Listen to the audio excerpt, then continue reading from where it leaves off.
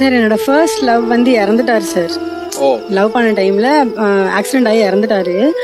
அதுக்கப்புறம் நான் ரொம்ப ஓவர் திங்கிங் போய் ஒரு 1 இயர் நான் அதுல இருந்து வெளியே வரவே இல்லை. நம்ம இறந்துட்டோம்னா நம்மளும் அங்கே போயிடலாம், மேலே போயிட்டு அவங்க கூட இருக்கலாம், அவங்க நம்மளை கூப்பிடுறாங்க, லைக் அந்த மாதிரி யோசிச்சு ரொம்ப டிப்ரெஷன் ஆகி வீட்டில் யார்கிட்டயுமே பேசாம இப்படியே இருந்துட்டு இருந்தேன். பட் அதுக்கப்புறம் வந்து லவ் ஆகி திரும்ப மேரேஜ் பண்ணிட்டோம் நாங்க. அதுக்கப்புறம் அவரை பத்தி நான் யோசிக்கல, பயங்கரமா யோசிக்கல. கொஞ்சம் கொஞ்சமா ரெக்கவர் பண்ணிட்டு வந்தாரு. கல்யாணத்துக்கு அப்புறம் இந்த மென்டல் ட்ராமா அப்படி இருக்காங்கிறது தெரிஞ்சுக்கிட்டு நீங்க அவங்கள வெளியே கொண்டு வந்து என்னெல்லாம் பண்ணீங்க நீங்க? இல்ல சார், அது நான் லவ் பீரியட்லயே நான் அதில் வெளியே கொண்டு வந்துருவேன். அவங்கள எப்பயுமே நான் நெகட்டிவா யோசிக்க விட மாட்டேன். இவங்க நைட்டு தூங்கவே மாட்டாங்க. ஃபர்ஸ்ட் பீரியட்ல நைட்டு தூங்கவே மாட்டாங்க.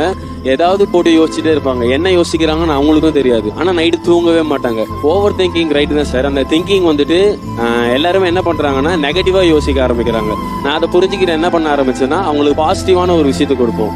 ஓவர் திங்க் தானே பண்ற, இந்த விஷயத்த நினைச்சு நீ பாசிட்டிவா திங்க் பண்ணு அப்படின்ற விஷயத்த நான் உங்களுக்கு கொடுக்க ஆரம்பிச்சேன். அப்படி கொடுத்து அவங்கள அதுல இருந்து கொஞ்சம் வெளியே கொண்டு வரும். அவங்களே ஒரு டிப்ரெஷன்ல இருக்காங்க, அவங்க லவ் பண்ணிட்டு இருந்த ஒண்ணுன்னு நினைக்காம அவங்க டிப்ரெஷன்ல இருந்து போறதுதான் ஒரு லவ் நினைச்சு அவங்க கொண்டு வந்துட்டீங்க.